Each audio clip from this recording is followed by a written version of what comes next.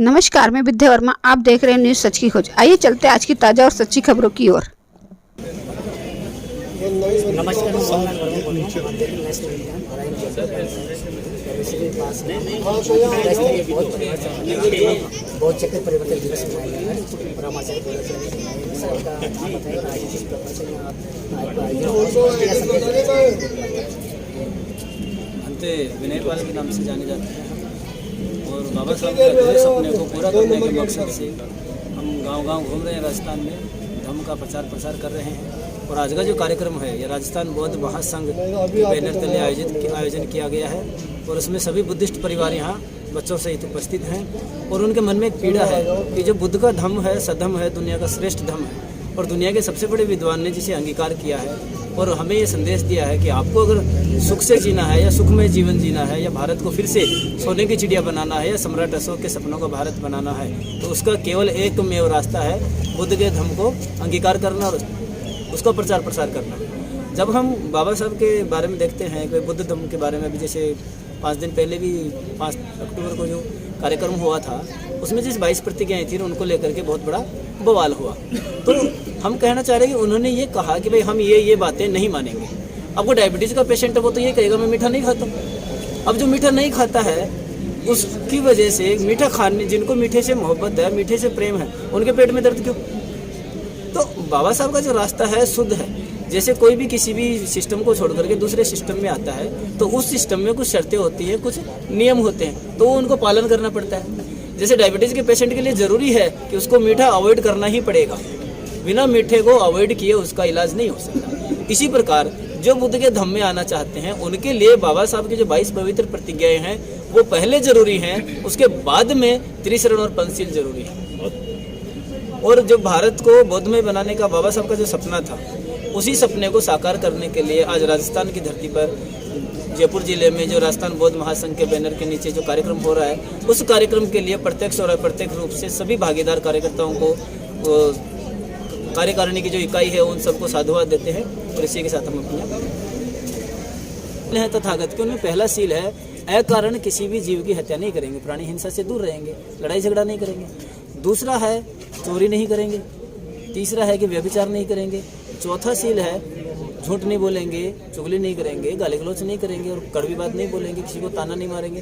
तो वाणी का ये सील है। 5वां और आखिरी सील उपासकों के लिए वे किसी भी प्रकार का नशा नहीं करेंगे। गुटखा, बीड़ी, सिगरेट जो अन्य संप्रदाय से या अन्य धर्म से बुद्ध धर्म में आना चाहता है उसके लिए पहले ये जरूरी है कि वो 5 सीलों को धारण करे और जब वो 5 सीलों को धारण करता है उसका जीवन सुखमय होता है तो उसे लगता है कि क्यों न मैं इसे परमानेंट रखूं और जिन्होंने ये विचार 2500 साल पहले दिए थे मनुष्य को सुखी जीवन जीने के लिए मैं उनको अपना श्रद्धाभाजन बनाऊं और अपना जो है तन मन धन है जो उनके विचारों को प्रचार प्रसार करने के लिए समर्पित करूं। तो एक बौद्ध का कर्तव्य है कि वह बुद्ध के धम्म को धारण करे और धारण करने के साथ उसका प्रचार प्रसार भी करे। अगर वो प्रचार प्रसार करने में भागीदारी नहीं निभाता है तो बाबा साहब और बुद्ध कहते हैं कि वो बुद्ध का शरणागत उपासक नहीं हो सकता।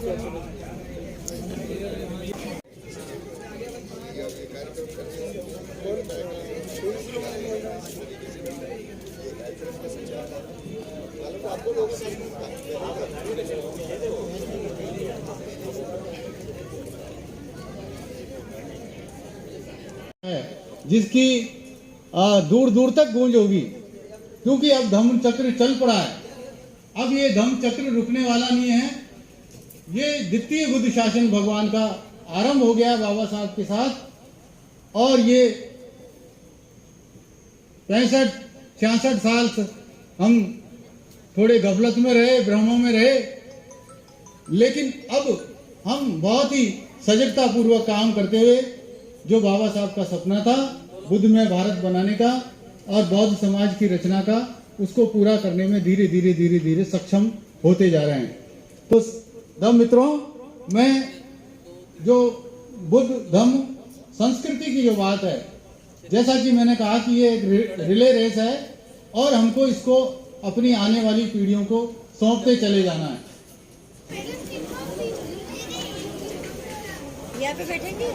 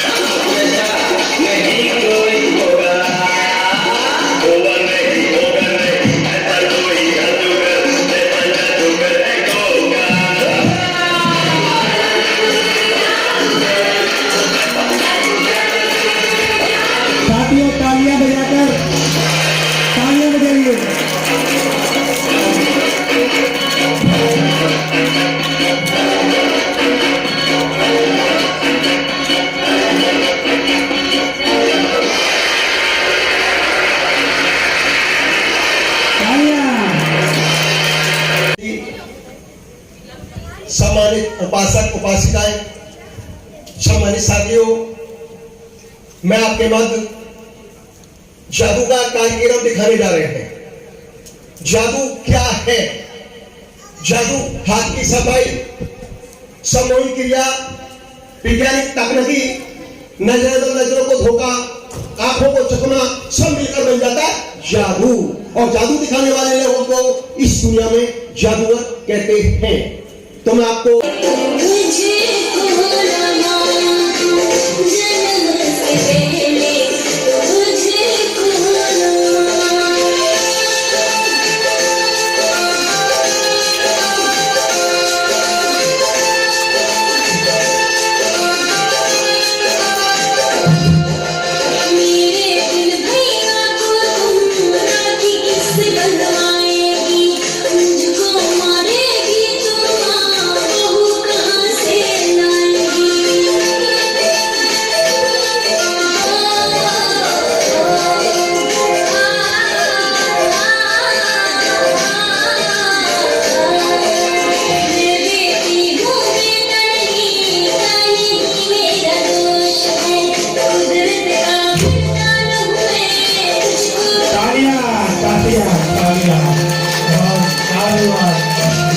जादूगर की सलाह देंगे। जादूगर सम्राट अमर की तरफ से जादूगर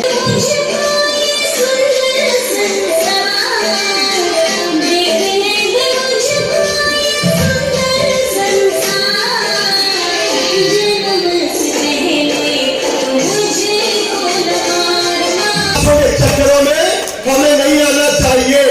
नंबर 2 बात, झाड़ा से, फूकी से, तंत्र से, मंत्र से, कंधा से, टोटका से, ताबीज से दुनिया में कोई इलाज नहीं होता है।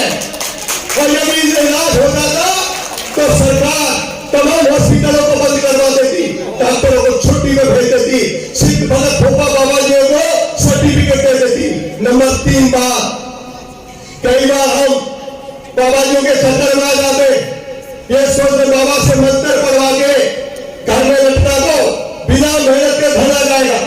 पढ़ने वाली लड़की लड़का मान दे, बाबा से मंत्र पढ़वा के गंदा टोटका लटका लो, हमारी पढ़ाई आसानी से हो जाएगी, अच्छे नंबर आ जाएंगे। हमारा मानना है यदि देश के सिद्ध भगत भोपा बाबा जी में इतनी ताकत है जितनी हम समझ रहे, तो सरकार इनको सीमा रक्षा पर खड़ा करवा देती और जितने आतंकवादी आ रहे सबको मुंह लेकर मार दिया। इसलिए मेरा आपको मैसेज है, अंधविश्वासों के चक्करों में नहीं है, ये विज्ञान का युग है। हवाई जहाज हवा उड़ रहा है, पन्नू भी पन्नी में जा रही है। इसलिए मेरा आपको मैसेज है, इस दुनिया में सबसे बड़ी चीज है विज्ञान है, कला है, शिक्षा है। इसलिए मेरा ये मैसेज है, अंधविश्वास रहित और वैज्ञानिक दृष्टिकोण सहित बनेगा देश हमारा, तभी कहलाएगा मेरा भारत महान। लुम्बिनी देश में एक शत्रुघ्न राजा के यहाँ सिद्धार्थ गौतम यानी कि महात्मा बुद्ध का जन्म हुआ था।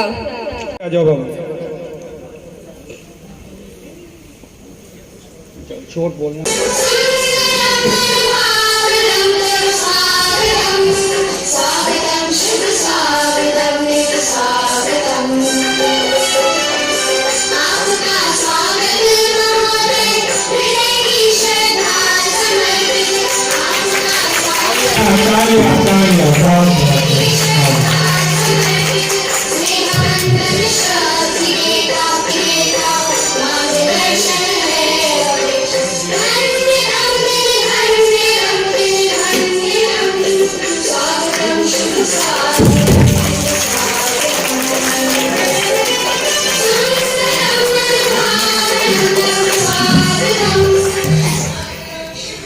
स्वागत। अच्छा, मैं और तहसील अध्यक्ष बस्सी शंकर लाल जी बौद्ध, मैं जयपुर जिला यूनिट का महासचिव गुलाब चंद बौद्ध, ये सर हमारी जयपुर यूनिट है और इन्होंने समथिंग 20 से 25 दिन से, जब से हमें प्रदेश से केंद्रीय कार्यकारिणी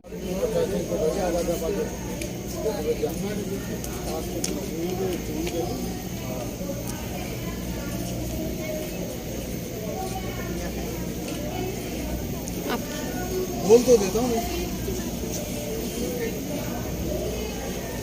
ये थी हमारी आज की ताज़ा और सच्ची खबरें। ऐसी ही ताज़ा और सच्ची खबरें देखने के लिए हमारे चैनल को लाइक, कमेंट और सब्सक्राइब जरूर करें और बेल आइकन का बटन जरूर दबाएं। धन्यवाद।